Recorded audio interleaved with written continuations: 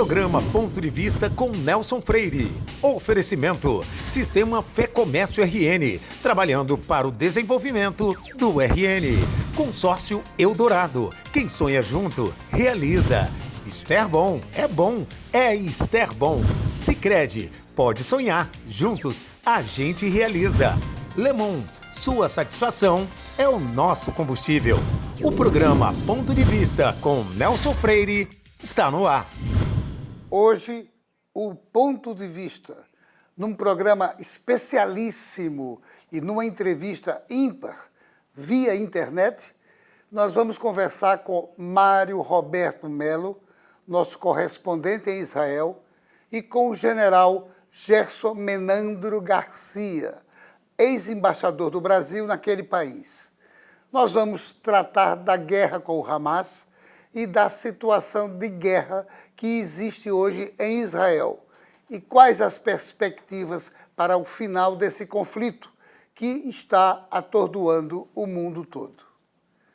Eu quero agradecer a aceitação do convite de participar desse programa especialíssimo, tanto do Mário Roberto Melo como do general Menandro. Eu quero começar perguntando a você, Mário, você mora em Israel há quanto tempo?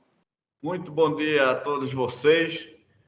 É um prazer rever o meu eterno embaixador, Gerson Menandro Garcia, e a você, meu chefe querido, Nelson Freire.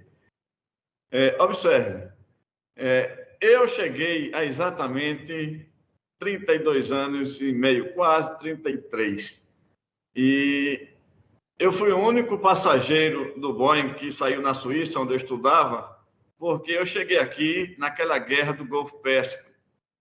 E eu já vi pela primeira vez o que é um míssil caindo em terra, o barulho que faz, o estrago que fez naquele momento. E já são 32 anos e meio que eu estou aqui. Que coisa! Então, sua experiência de vida em Israel tem sido muito profícua, cheia de novidades. Sempre foi. Participei de 2 guerras aqui.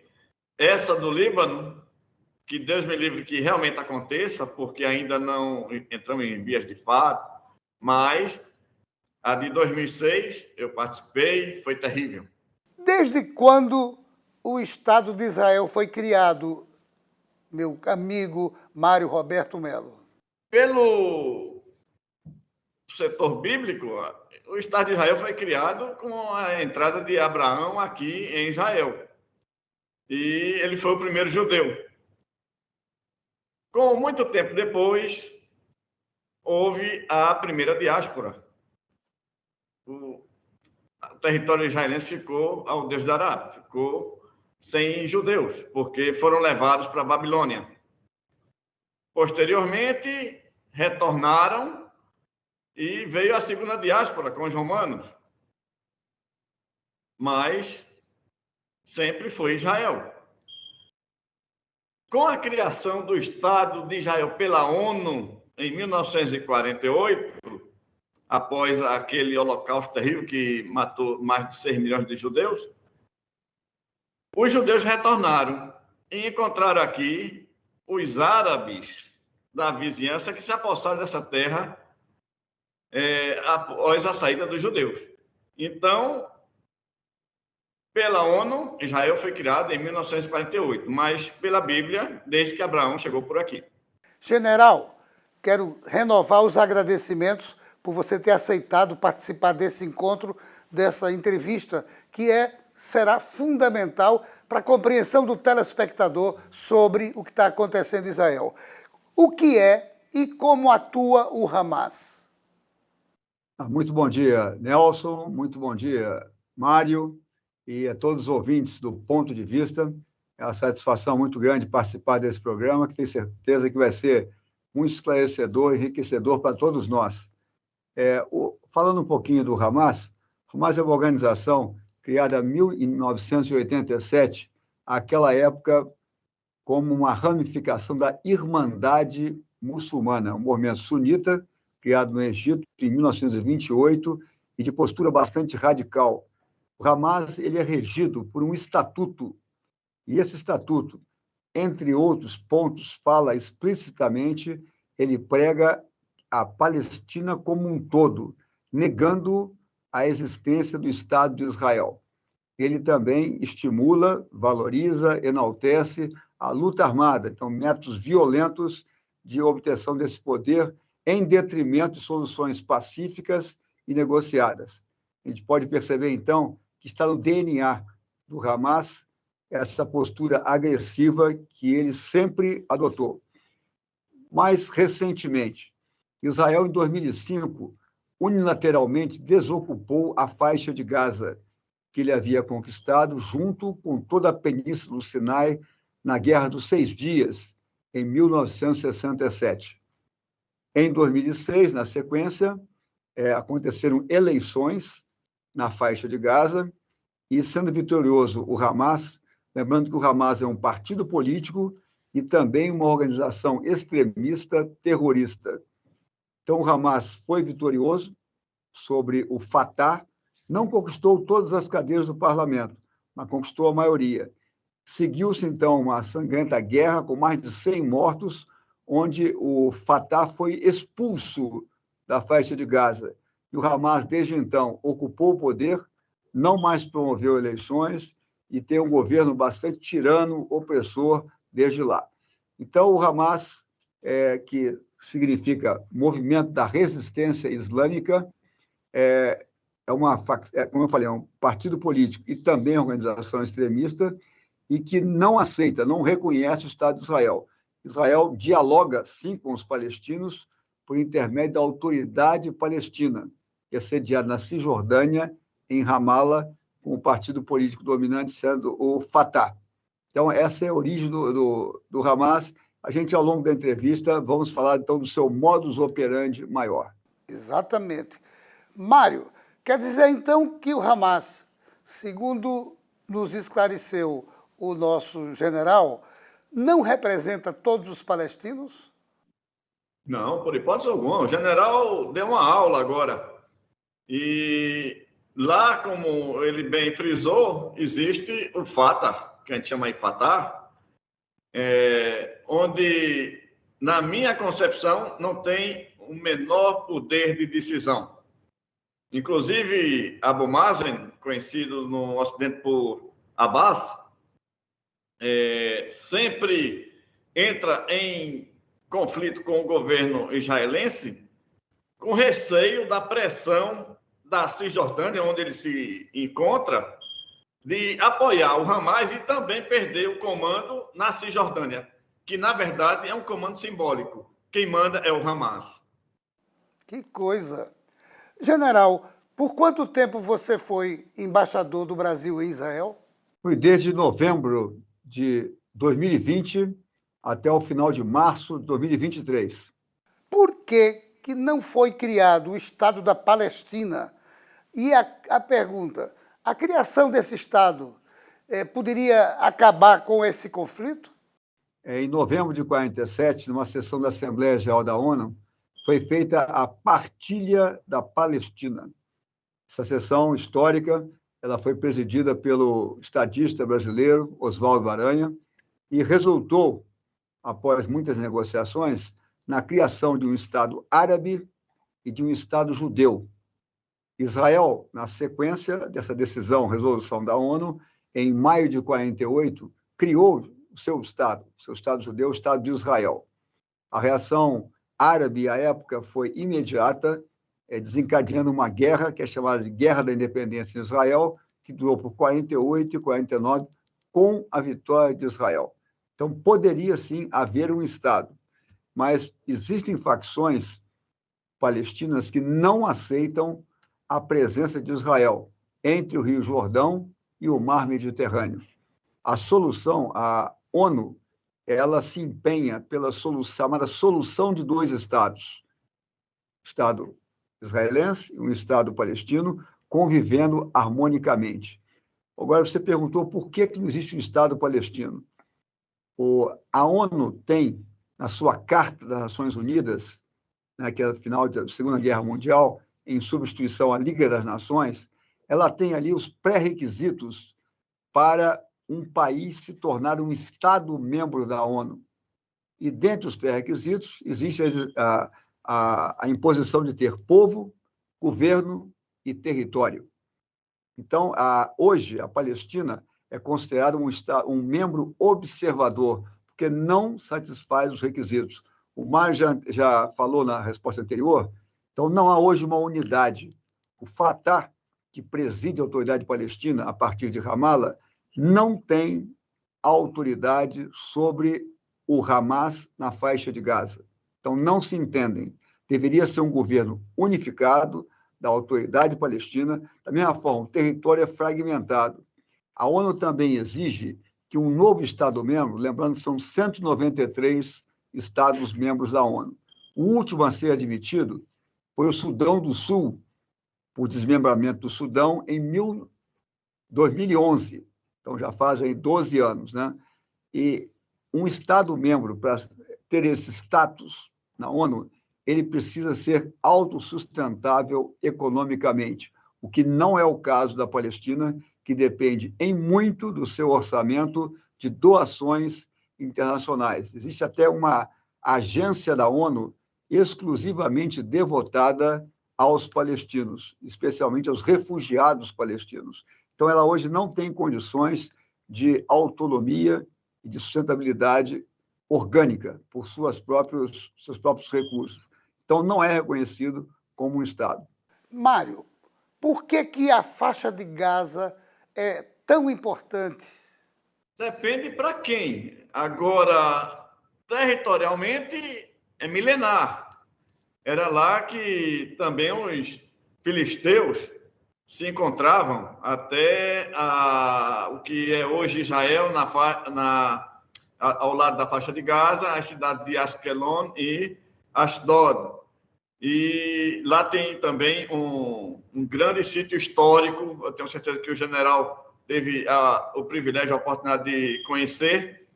É um parque nacional de Ashdod, de Askelon, são muito interessantes para o turista que ali chegar. E eu acredito que daí surgiu, inclusive, o nome Palestina, porque os romanos, para dizer assim, menosprezarem e diminuírem o valor do judeu, chamou a terra de Israel de Filistine, em relação aos filisteus, e daí o nome Palestina. E é importante para os palestinos, hoje em dia, principalmente, porque quase não tem terras. E a faixa de Gaza, se eu não me engano, é em torno entre 40 a 60 quilômetros de extensão, por mais ou menos 10 de largura. General, você pode repetir quando o Hamas assumiu a faixa de Gaza? Pois não. Dentro do espírito da interação, eu sei que o meu amigo Mário conhece muito e ele vai também complementar minhas respostas. Eu vou voltar aqui à primeira pergunta a eles. Desde quando os judeus estão ali? Ele muito bem definiu, enquanto ocupado por Israel, pelas tribos dos hebreus, eles já foram escravizados, várias civilizações já estiveram presentes, mas eu gostaria de destacar que nunca deixou de haver a presença de judeus nas terras entre o Rio Jordão e o Mar Mediterrâneo, no Canaã, na Terra Prometida. Nunca deixou de haver. É um dado importante que a gente sempre considerar.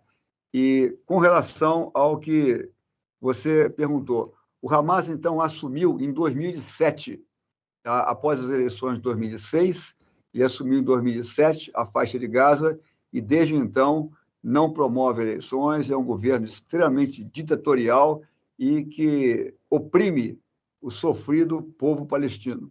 Lembrando que Hamas não é Palestina. Os líderes do Hamas vivem muito bem no conforto, podemos chamar até de luxo, em Doha, no Catar, e não ali na faixa de Gaza. Que coisa! Realmente é impressionante essa realidade. Agora, qual a razão de tanto ódio? Exatamente como o general falou. eles mandam todos os combatentes, que eu chamo de terroristas, principalmente depois do que aconteceu no dia 7 de outubro, o Sábado Negro, para Israel, e eles ficam por lá. E tudo isso, a sua pergunta se resume na extinção do povo judeu, é o que eles querem. E o general pode complementar. Eu concordo integralmente com o Mário. Esse é o grande objetivo, é a grande razão de ser do Hamas, e eu estenderia até do Hezbollah também. A extinção do povo judeu e estabelecer um Estado palestino nesses limites entre o Rio Jordão e o Mar Mediterrâneo. Não existe, então, possibilidade de diálogo, infelizmente, com uma facção que tem esse princípio já esculpido no seu próprio estatuto. E as suas ações demonstram isso.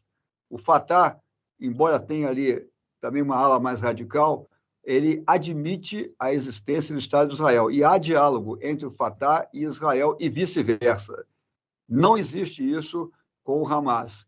Para haver qualquer tipo de negociação, é preciso a mediação de um país ou de uma organização internacional. General, mesmo assim, sendo o Hamas uma instituição reconhecida como terrorista, muitos países não aceitam e não concordam. Por que isso acontece? Conforme o Mário falou, é difícil, sob quaisquer perspectivas de humanidade, de bom senso, após o 7 de outubro, não classificar toda aquela barbárie e atrocidades com estupro de mulheres, com a decapitação de pessoas, com queima viva, carbonizado de bebês, com os sequestros de homens, mulheres, crianças, idosos, enfermos, toda aquela barbárie que foi perpetrada e foi filmada por eles próprios, qualquer mente racional que tenha um mínimo senso de humanidade não deixará de classificá-los como terroristas. Muitos países já reconhecem o Hamas como terrorista. Alguns reconhecem a organização terrorista como tal e outros não reconhecem como terrorista o partido político. Alguns países que não reconhecem, eles se fundamentam na ONU, porque a ONU não reconhece ainda como organização terrorista. Reconhece o Boko Haram, o Al-Qaeda e o Estado Islâmico, as três como organização terrorista, mas não o Hamas. Mas o próprio Conselho de Segurança da ONU, que hoje é presidido pelo Brasil até o dia 31 de outubro, quando a China assumirá em sistema de rodízio, como a Assembleia Geral da ONU tem a competência para colocar em votação e, após tantas evidências documentadas, filmadas, e classificá-lo, sim, como organização terrorista. Isso tem consequência, não é apenas uma figura de retórica, isso tem consequências, porque muitos países que hoje enviam recursos financeiros, não para o Hamas, mas para a Palestina, mas que acabam sendo desviados para fins bélicos pelo Hamas, muitos países certamente retirariam esse apoio que hoje concedem ao Hamas ou à Palestina. Como é que o exército de Israel poderia entrar na faixa de Gaza sem sofrer muitas baixas?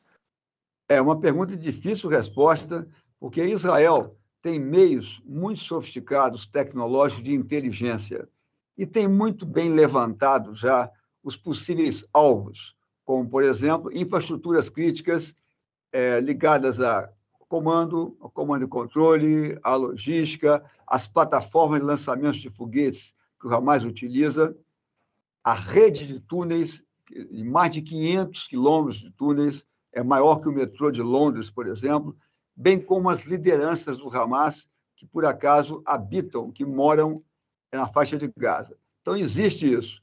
No entanto, Israel, para um planejamento de uma operação terrestre, ele tem que se condicionar a diversos fatores. Um deles é realizar a chamada concentração estratégica, é reunir os seus meios. Apesar de ser um país tão grande, Israel tem seus meios dispersos pelo território. Tá? Já está fazendo e já fez grande parte dessa concentração, sem esquecer em nenhum momento da frente norte, que é voltada para o sul do Líbano, onde está o Hezbollah. Além disso, Israel tem que fazer a sua mobilização, e mobilização material, industrial, reunir os meios, renovar seus estoques e também de pessoal. Israel já convocou 360 mil reservistas. É a maior mobilização de pessoal da história de Israel. Além disso, Israel tem que intensificar a sua inteligência. Como eu falei, ele tem os alvos levantados, sim, mas tem que atualizar constantemente esses alvos. Tem que infiltrar pessoas para tentar localizar com maior precisão a esses alvos, para evitar que num bombardeio, numa ação terrestre, aérea ou mesmo de apoio de fogo naval a partir do Mediterrâneo, ele reduza ao mínimo os seus efeitos colaterais. E isso é uma virtude muito grande das forças de defesa de Israel. Ao passo que o Hamas ele tem como alvos a população civil e não o meio militar, as tropas, as instalações militares, o alvo são civis. Ele usa os seus civis como escudo humano. Então, o Hamas é muito ligado a civis, mas no mau sentido, porque ele ataca civis e se protege com civis. Israel, diferentemente, tem uma ética militar baseada no direito internacional dos conflitos armados, que é evitar, ao mínimo, os efeitos, os indesejáveis, mas que, infelizmente, sempre acontecerão, efeitos colaterais. Então, ele visa o alvo militar, uma infraestrutura militar, uma liderança militar do Hamas. Embora a gente saiba que eles se permeiam, eles se escondem na população. Então, tem instalações militares em mesquitas, em escolas, em hospitais, em centros comunitários, onde se sabe que os efeitos colaterais serão imensos, mas, mesmo assim, eles não têm esse espírito humanitário.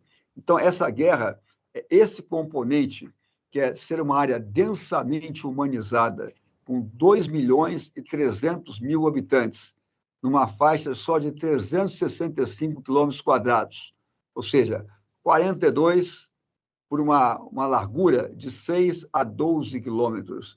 Então, essa área tão densamente povoada, demograficamente muito concentrada, obviamente, os efeitos colaterais serão muito grandes. E, é claro, de imediato, o Hamas sabe muito bem explorar midiaticamente isso, na chamada guerra insurrecional para a conquista de corações e mentes, mostrando imagens muito fortes, quando a gente sabe que a maioria das baixas, dos feridos e mortos, é de combatentes, é de terroristas, não de população civil, mas ele mostra somente, como é óbvio, lhe interessa isso, essas imagens da população civil sendo massacrada. Então, voltando à pergunta, é muito difícil, muito sensível, tem que ser muito detalhada essa operação militar terrestre. E já me até estendendo um pouquinho, nesta madrugada houve, sim, uma pequena incursão terrestre de Israel na faixa de Gaza. Militarmente, a gente chama essa incursão, tem dois nomes, de reconhecimento em força, o nome é autoexplicativo, é um reconhecimento para levantar alvos, capturar líderes e para testar o dispositivo inimigo do Hamas. Como é que ele responde? Ou um outro nome pode ter sido uma operação de dissimulação tática. Então, ele atacou do norte para o sul para tentar vender a ideia, tentar passar a ideia de que aquela ali será a direção de ataque principal dele, para imobilizar, concentrar, atrair as reservas do Hamas para aquele local. E ele, possivelmente, na operação, vai usar diferentes direções de ataque, diferentes ações militares. Eu me estendi bastante, mas a resposta ela exigia um pouco mais de dados e esclarecimentos. Claro, muito esclarecedor a sua resposta, muito esclarecedora a sua resposta. E eu queria me dirigir a Mário agora. Tem como distinguir o terrorista do Hamas do cidadão civil da Palestina? Ótima pergunta, mas para isso, eu, além de ratificar o que o nosso general acabou de falar, eu daria como exemplo, e que ninguém entende, de que as Forças Armadas de Israel estão ali ao lado da faixa de Gaza, e ali quase que não existe nenhuma queda de míssil ou foguete do Hamas. Todos os foguetes e mísseis são dirigidos às cidades, nas residências da população civil de Israel. Em relação ao que você pergunta agora, meu querido Nelson, eu diria que a melhor forma de te responder é olhar para o que aconteceu agora no dia 7 de setembro. 12 terroristas entraram fardados e todos os demais, os ditos civis da faixa de Gaza, que foram apoiar, e muitos deles, pasmem, trabalhavam nessa região de Israel, próxima à fronteira. Daí saberem tão bem tudo como era dentro dos kibbutz ou dos vilarejos. Resultado: como eu definiria distinguir o cidadão civil do terrorista do Hamas? Se você está armado e está com um militante, você certamente é um terrorista do Hamas. E se você fugir daquela região, se afastar do bombardeio e atender aos panfletos que Israel joga lá de cima dos aviões, no sentido de que abandona a área que vai ser bombardeada, aí sim é o civil palestino. Então fica dificílimo se evitar a morte de civis nessa guerra tão louca. É impossível, como o general acabou de falar, eles usam o civil palestino como escudo. Tudo que o general falou é o que acontece nesta guerra, inclusive, que certamente já passou de 7 mil mortos. 7 mil mortos. Um absurdo, uma loucura isso. Vamos dar um pequeno break, a gente volta em instantes para o nosso segundo bloco. Programa Ponto de Vista, com Nelson Freire. Deixa eu te perguntar, quem não gosta de ter segurança financeira, poder fazer planos ou ver a sua empresa dar certo? E é por isso que milhares de pessoas no Rio Grande do Norte inteiro fazem parte da Sicredi, a maior e mais sólida cooperativa de crédito do estado. Hoje a Sicredi está em todas as regiões. Já são 8 agências apoiando empresas, melhorando a vida das pessoas e impulsionando a economia local. E é assim que a Sicredi abraça o Rio Grande do Norte. Que tal estar dentro desse abraço também? Venha ser Sicredi. Sicredi.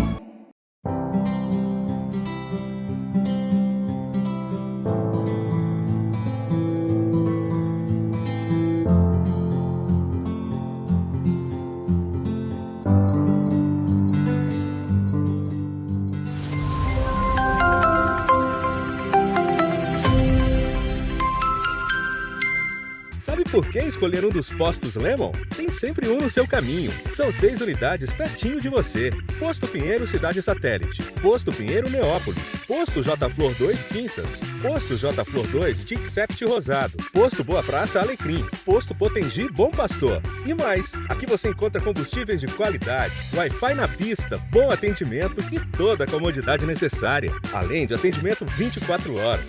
Postos Lemon, a sua satisfação é o nosso combustível. Daqui a 20 anos, muita coisa vai mudar no mundo. Os carros autônomos estarão por toda parte. A inteligência artificial vai fazer parte do nosso dia a dia. A biotecnologia vai eliminar doenças e nos ajudar a viver mais.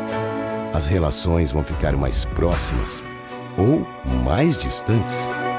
E todo mundo, dizem, vai falar a mesma língua. Mas por enquanto que o futuro não chega, você pode se preparar da melhor forma, aprendendo novos idiomas, diminuindo distâncias e fazendo o seu mundo maior.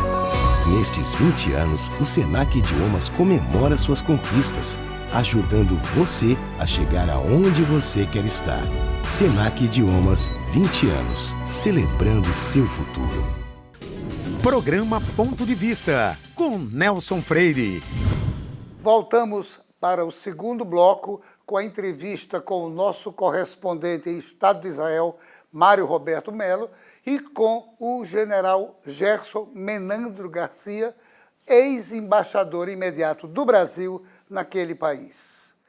Meu amigo Mário, como está Israel economicamente após esses 22 dias de guerra? Muito boa pergunta, Nelson. Como nós sabemos, todo país que entra em guerra, existe esse sério problema da economia, porque dinheiro é desviado totalmente para a defesa do país. E a gente vê também o custo que Israel teve que empregar para retirar todos esses habitantes, tanto do norte do país como do sul, a locais que não estão sendo atacados, distantes da área de alcance do Hamas ou do Hezbollah aqui no norte. Por enquanto, a gente sabe que o Hezbollah pode chegar de norte a sul e, como não está ainda em vias de guerra concreta, é só provocação, é aquele ping-pong muito localizado e sem adentrar no país, é possível ainda retirar os habitantes do norte e colocar no centro, na região ali do Mar Morto, ou de Tiberíades, do Lago de Tiberíades, que a gente chama aqui Mar da Galileia, e evitar a matança dos civis, porque esse é o objetivo deles, matar o civil israelense. Não obstante tudo isso, que é muito dinheiro para pagar os hotéis, tem o problema da mão de obra. Está todo mundo parado nessas localidades, tanto do norte como do sul.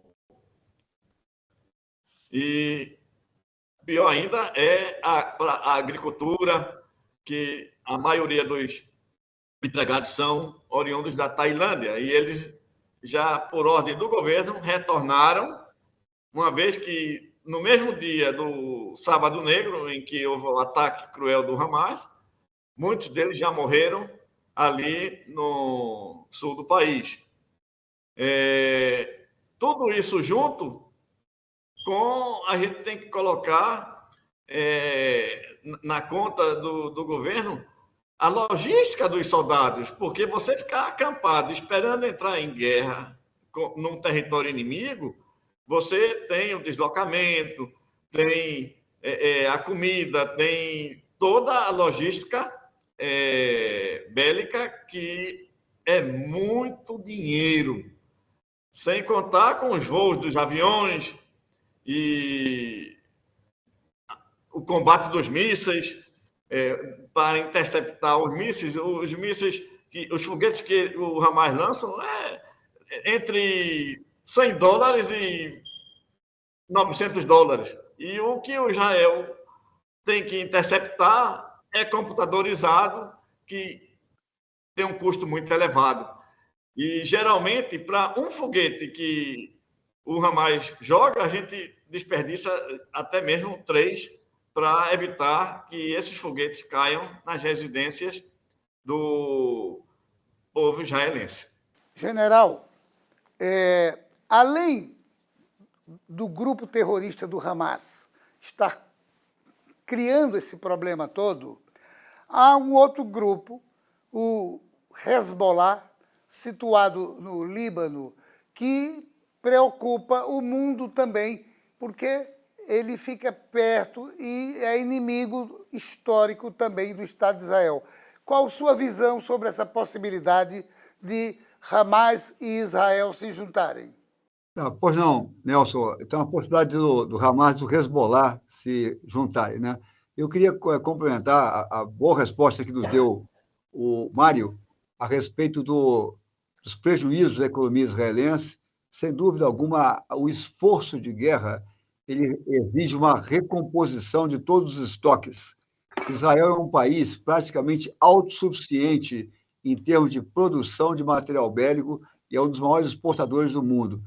Um ou outro item apenas sofisticado, ele também é complementado pelos Estados Unidos. Do restante, ele é autossuficiente. Mesmo assim, é um custo altíssimo. Você ter uma ideia também, em torno de 64 cidades e pequenas comunidades foram evacuadas, foram relocadas. Imagina o custo financeiro disso tudo, em colocar esse pessoal todo. A indústria de turismo israelense, que é extremamente pujante, é um percentual de 9% do PIB, também muito prejudicada neste momento. Sobre o Hezbollah, então, o Hezbollah ele foi fundado em 1982, durante a Guerra do Líbano, Israel contra o Líbano, também tem uma orientação extremista, terrorista, e é, simultaneamente, a exemplo do Hamas, um partido político e uma organização extremista. É financiado diretamente em termos bélicos, em termos de doutrina militar, em termos de capacitação, qualificação de seus quadros pelo Irã, por via terrestre, via Síria ou via Iraque. Ele está presente no Líbano e também na Síria. Ele participou muito na recente guerra civil da Síria, que aconteceu, já com Bashar al-Assad. Ele é muito poderoso, bem mais forte militarmente que as próprias forças armadas do Estado libanês, e podemos considerá-lo um Estado dentro do Estado, tá? Que ele praticamente tem liberdade de ação, tem autonomia para fazer o que faz. Tá? A sua capacidade em termos de efetivo, estima-se que o Hamas seja entre 12 a 40 mil combatentes. Já o Hezbollah, de 50 a 100 mil combatentes, e um arsenal em torno de 10 vezes superior ao do Hamas. O Hamas tem em torno de 10 a 12 mil foguetes e drones, o Hezbollah teria, então, em torno de 100 mil a 120 mil foguetes, mas com um item muito sofisticado, que são os mísseis com guiamento, que são muito precisos e muito letais, além de drones muito eficazes também, sempre testados ali contra Israel. Então, é uma organização terrorista que tem financiamento próprio, ela própria, e recebe do Irã, e com um poder de combate muito, muito superior do Hamas e muito letal também. Vamos pedir a Deus, então, que não haja uma entrada do Hezbollah nessa guerra contra Israel. O que é que poderia acontecer se porventura acontecesse isso? Sem dúvida alguma, hoje estão havendo episódios pontuais, isolados, né? Um disparo de foguetes, de morteiros, alguns mísseis, e com a resposta proporcional por Israel. Tá? Coisas que acontecem no dia a dia, não é novidade alguma. Tá? Não é porque está havendo agora com Hamas. Também acontecem de células infiltradas do Hamas no Líbano provocarem isso. Os primeiros vetores lançados no sul do Líbano contra Israel, inclusive, não foram assumidos a autoria deles pelo Hezbollah, porque sabe-se que o Hamas faz isso para justamente provocar o Hezbollah para entrar na guerra. Tá? Isso é favorável, conveniente ao Hezbollah. Tá? Sem dúvida, se houvesse uma adesão em massa, seria um conflito de grandes proporções e que poderia extrapolar, sim, o âmbito apenas dessas duas organizações, baseadas em Gaza e no Líbano, e envolver outros países do Oriente Médio, especialmente o Irã. Também, para se contrapor a isso, observem que o mundo todo está se mobilizando para que não haja uma chamada escalada do conflito. E os Estados Unidos, de uma maneira assertiva, já colocaram, então, duas forças-tarefas marítimas, uma no Golfo Pérsico e a outra no Mediterrâneo Oriental, ambas capitaneadas por porta-aviões, o Gerald Ford e o Eisenhower. Então, isso é um instrumento de dissuasão, ou seja, para desestimular, para inibir a participação de outros atores e tentar setorizar, deixar o conflito mais localizado na faixa de Gaza. Se Deus quiser, porque realmente o mundo está preocupadíssimo com essa possibilidade de se transformar numa guerra regional e, a partir daí, numa guerra mundial. Agora, Mário, o mundo todo tem dito que que Israel ficou um pouco preocupado, longe da solução melhor, por conta da falha na inteligência. O que é que vocês estão pensando sobre isso? Nelson, isso aí é o tipo da pergunta que todo israelense vem fazendo. E a maior prova disso é que eles estavam treinando para esse ataque macabro desde agosto de 2022. E ninguém, pela primeira vez, do Mossad, do Shabak, que é o serviço de inteligência interna no país, conseguiu detectar ou presumir que estava para acontecer. No primeiro instante, depois do cruel ataque, houve um boato aqui de que os egípcios teriam divulgado a Netanyahu que isso estava para acontecer alguma coisa grande, não especificaram o quê, mas foi desmentido por Netanyahu. Chegou-se à conclusão de que eles conseguiram fazer tudo isso em sigilo porque se comunicavam dentro dos túneis e o serviço de inteligência e a tecnologia israelense não conseguiu captar os diálogos entre os terroristas da faixa de Gaza para a fronteira propriamente dita. E eles construíram, inclusive, um campo de encenação que estavam treinando ali os nossos aviões ou drones, observavam e não presumiram que era para realmente atacar Israel, porque foi um atrevimento fora do comum. Ninguém podia imaginar que eles fizessem o que fizeram. General, politicamente, Netanyahu conseguiu unificar todas as forças de Israel? Me permita, Nelson, complementar a resposta tão consistente que o Mário nos deu. A última ação do Hamas contra Israel foi em maio de 2021. Eu já estava lá e, por diversas vezes, tive que correr para o abrigo também, para o Mamad, o bunker, para me proteger de foguetes lançados contra Tel Aviv. Em 2022, houve ação, sim, mas foi contra a Jihad Islâmica Palestina, que é outro grupo extremista sediado na faixa de Gaza. Então, de maio de 21 até agora, outubro de 23, o Hamas, ele, teoricamente, ele se absteve. Ele foi mais pragmático.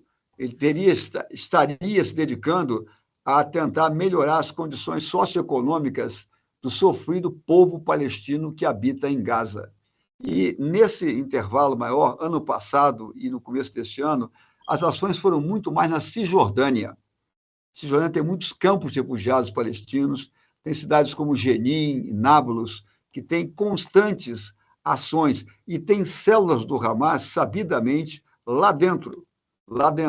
Também, toda a polêmica que sempre acontece em torno dos assentamentos israelenses da Cisjordânia, em torno do grande centro de gravidade, que nós não falamos até agora, de todo esse conflito, que não é Gaza, não é a Cisjordânia. O centro de gravidade é Jerusalém, tá? Uma cidade considerada sagrada para as 3 religiões monoteístas, né?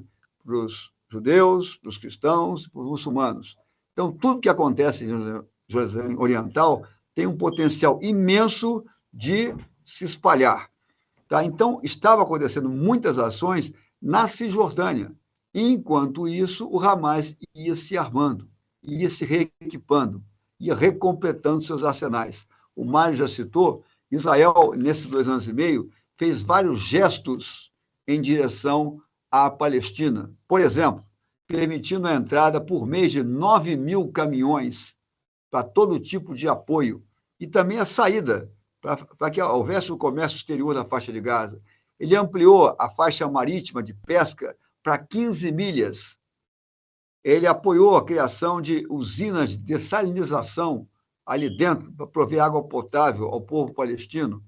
Ele aumentou para 23 mil, foi o pico, de permissões diárias para cruzar a fronteira em vários checkpoints para que esses palestinos ganhassem seu sustento em Israel e, ao final do dia, voltassem à Palestina, ganhando de 6 a 7 vezes o salário médio. Ele apoiou o Egito na reconstrução da infraestrutura de Gaza após os bombardeios em maio de 2021. Então, foram vários gestos em direção ao povo palestino. Mas o Hamas foi se rearmando, se reequipando.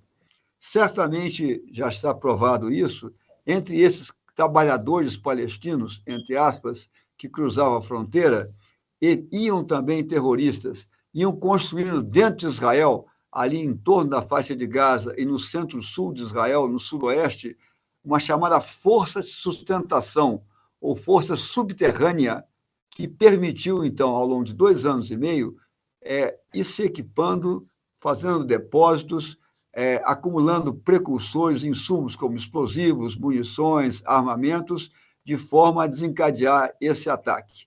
Também o ataque foi facilitado pela coincidência do último dia do feriado judaico do Sukkot e também por ser no Shabat, feriado religioso do Shabat. Também foi uma grande ação de dissimulação. O padrão normal das ações do Hamas era o lançamento de foguetes. Israel retaliava com bombardeio aéreo. Era um padrão que vinha se repetindo várias vezes. Dessa vez, houve o lançamento de foguete com uma cortina de fumaça, com uma ação de dissimulação para a ação principal, que foi a ação terrestre, com aquela morte em torno de 1.400 israelenses, com essa barbárie toda que todo mundo já conhece, e a captura de mais de 200 reféns, que também é inédito, um número tão expressivo de reféns, com vários propósitos, entre eles a troca, tem em torno de 5.000 prisioneiros palestinos, não só de Gaza, nas prisões israelenses, é a troca de prisioneiros e também atrair, que é óbvio, Israel tendo prisioneiros dentro de Gaza, a sociedade israelense reclama a volta desses cidadãos, de seus familiares, de seus filhos, nem que sejam eventualmente mortos. Então, óbvio que ele, detendo a posse desses reféns, ele vai atrair Israel para uma indesejável invasão terrestre. Então, tem todo esse conjunto. E suspeita-se também que, pontualmente, no momento da invasão terrestre, dessa infiltração no dia 7 de outubro, tenha havido ataque cibernético pontual, não tanto por capacidade militar que o Hamas detenha, mas por capacidade adquirida do Irã. Então, cegando momentaneamente as defesas de Israel. Houve um grande erro. Israel tem uma virtude muito grande, que alguns países também têm, que é não esconder seus erros, aprender dos erros, colocar o dedo na ferida, explorar lições aprendidas. Isso vai acontecer. Não nesse momento, que é o momento de unidade. E agora, respondendo a sua pergunta, sim, nesse momento, o povo israelense é muito patriota, tem uma ameaça maior que se apresenta, ele, apesar de profundamente sentido e quer apurar responsabilidades dessa falha na inteligência, mas, nesse momento, até a oposição se une, se aglutina e estimula a coesão nacional contra um inimigo comum. Então, nesse momento, Netanyahu se fortalece, sim, mas nada garante que ele também, como primeiro-ministro, vá responder por isso assim que houver uma pausa ou terminar esse conflito. Ótima resposta, general. Fiquei profundamente conhecedor da sua visão e dessa realidade. Agora, vou lhe fazer uma pergunta, Mário, sobre os túneis, os 500 quilômetros de túneis que existem em Gaza. O que é que você fala sobre isso? É um metrô. Eu acredito que nenhuma cidade do Brasil tenha tanto túnel como tem o Hamas. Simplesmente ali não há nenhum trem. Terroristas percorrem todas essas áreas e fazem do território da cidade de Gaza um alçapão. E todos esses túneis têm uma finalidade: atravessar o território de Israel para sequestrar israelenses, sejam soldados ou civis, para que possam trocar por prisioneiros terroristas que Israel cuida deles como hóspedes de hotel, que inclusive é uma revolta israelense do povo de Israel, que até doutores já saíram das prisões. Israel paga os estudos por universidade fechada, e por internet eles estudam e comem bem, são bem tratados, ao contrário do que acontece quando eles pegam um soldado e levam para lá, como foi o caso de Gilad Shalit, onde o rapaz de 19 anos, quando foi sequestrado, chegou aqui moribundo e com problemas psicológicos. E a Cruz Vermelha, quando se encontra em Israel, que é responsável para verificar se está tudo certo, que inclusive ainda não aconteceu nessa guerra com os reféns israelenses, são de lá, são árabes, palestinos ou não, mas que apoiam a Palestina e, apoiando a Palestina, no momento apoiam o Hamas. Faltam apenas 5 minutinhos para a gente terminar o programa. O diretor já mostrou o reloginho 3 vezes e eu queria concluir agradecendo a vocês dois por terem aceitado o convite, mas eu vou fazer uma última pergunta para cada um. General, qual seria o acordo possível para que terminasse esse conflito, talvez envolvendo as grandes potências do mundo atual? Pois não, Nelson. Primeiro que é bom que a gente destaque que não há acordo possível que a gente possa visualizar entre Israel e o Hamas, que o Hamas não reconhece a existência do Estado de Israel, bem como Israel não reconhece o Hamas. Israel relaciona-se, sim, e bem com a autoridade palestina, assim constituída e assim acordada internacionalmente. Tá? Um segundo termo de acordo tem que haver, com base nessa premissa que não há ligação direta entre os contendores, tem que haver a mediação. Tá? E tem atores que se credenciam a mediar, e já mediaram no passado. Tá? Então, é uma premissa que a gente tem que considerar um possível acordo. Israel, após tantas investidas do Hamas e após esse último ataque sem precedentes, cuja matança só se compara ao genocídio do Holocausto, obviamente muito menores proporções, Israel está convicto que não adianta tentar usar a expressão que se chama de aparar a grama, mas sim cortar o mal pela raiz. E esse mal chama-se Hamas. Não confundir com o povo palestino que habita a faixa de Gaza, mas sim a liderança perniciosa, nociva, que é o Hamas. Então, Israel está convicto disso. Então, um acordo de Israel parte dessa premissa, que o Hamas não mais legislará, não mais terá poder sobre a faixa de Gaza. A partir daí, sim, os organismos internacionais têm um papel fundamental para isso. Ou países, ou grupos de países, ou organismos internacionais, já que o Hamas é um organismo não estatal. Israel é um Estado reconhecido.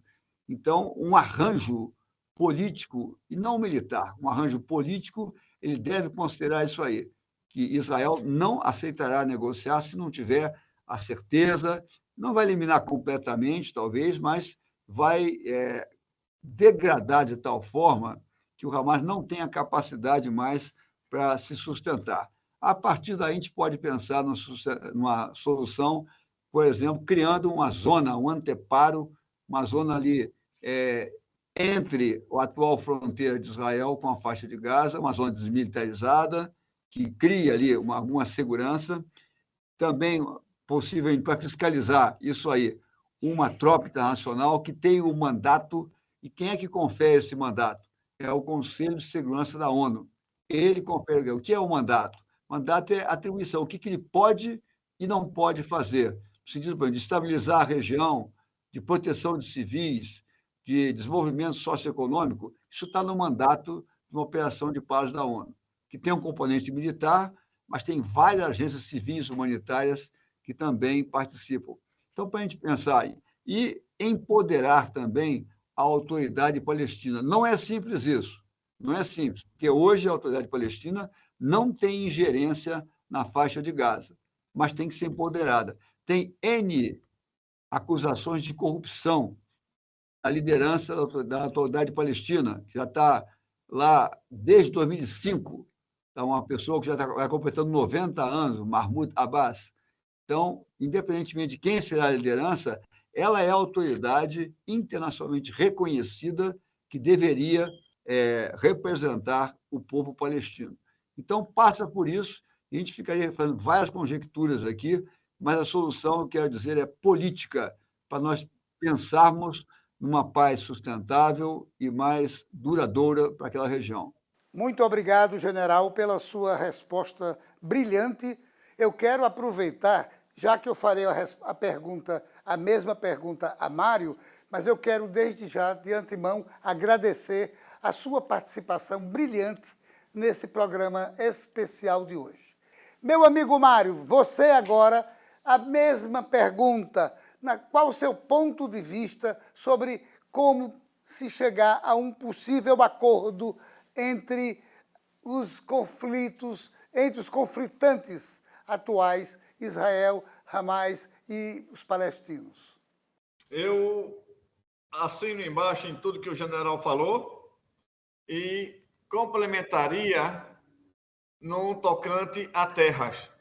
Ou seja, para terminar esse conflito, primeiro, o Hamas não pode estar dentro de qualquer diálogo e, sem dúvida nenhuma, começar a negociar o problema da terra, porque a gente tem que entender o lado do palestino no que tange aos colonos judeus que invadem o que já foi decidido pela ONU ser da Palestina. Outra coisa que eu também sou favorável é em relação a Jerusalém Oriental, onde o judeu não tem o que fazer ali. Uma vez, eu posso dar como exemplo que eu me enganei no Waze e entrei ali dentro. E eu não vi um judeu sequer. Então, essa parte aí pode ser negociada para que no futuro a gente tenha paz. Tudo que eu estou falando é após essa guerra, porque no momento não há o que fazer senão extinguir o Hamas. Eu entendo o judeu ortodoxo que habita a parte da Cisjordânia que a ONU determinou ser da Palestina, porque nos primórdios os avós estão enterrados ali, eram dos judeus, mas a gente tem que entender também o direito adquirido. E tudo isso complica na região. Eu acredito numa paz com a Palestina, única e exclusivamente se negociar terras. Mário, eu renovo a você os agradecimentos mais uma vez por você ter aceitado o convite. Você e o general que brilhantemente participaram do ponto de vista de hoje. Um ponto de vista especialíssimo via internet, e quero renovar os agradecimentos a você e ao general. E a você, meu amigo, minha amiga, telespectador, telespectadora, também agradecer a sua costumeira audiência. Tenha certeza, no próximo Ponto de Vista, traremos outro assunto do seu interesse. Programa Ponto de Vista com Nelson Freire. Oferecimento: Sistema Fé Comércio RN, trabalhando para o desenvolvimento do RN. Consórcio Eldorado. Quem sonha junto, realiza. Esterbom é Esterbom. Sicredi, pode sonhar, juntos a gente realiza. Lemon, sua satisfação é o nosso combustível. Sabe por que escolher um dos postos Lemon? Tem sempre um no seu caminho. São 6 unidades pertinho de você. Posto Pinheiro Cidade Satélite, Posto Pinheiro Neópolis, Posto J Flor 2 Quintas, Posto J Flor 2 Tic Sept Rosado, Posto Boa Praça Alecrim, Posto Potengi Bom Pastor. E mais, aqui você encontra combustíveis de qualidade, Wi-Fi na pista, bom atendimento e toda a comodidade necessária. Além de atendimento 24 horas. Postos Lemon, a sua satisfação é o nosso combustível.